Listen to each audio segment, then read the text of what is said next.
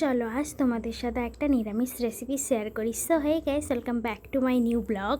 আজ আমার মা বানাচ্ছে পনির, ক্যাপসিকাম, ব্রকলি, আলু দিয়ে একটা পোস্ত।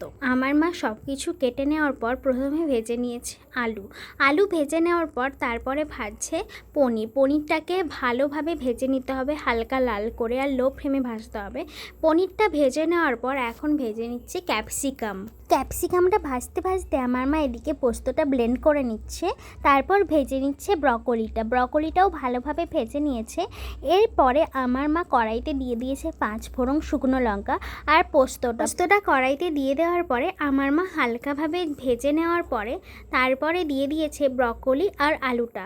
এটা ভালোভাবে একটু নেড়ে নেওয়ার পরে আমার মা দিয়ে দিয়েছে পনির আর ক্যাপসিকাম দিয়ে ভালোভাবে নেড়ে নেওয়ার পরে আমার মা গরম জল ঢেলে দিয়েছে। গরম জল ঢাললে রান্নার টেস্টটা খুব ভালো আসে। জল ঢেলে আমার মা হালকাভাবে নেড়ে নিয়ে ঢাকা চাপা দিয়ে দিয়েছে।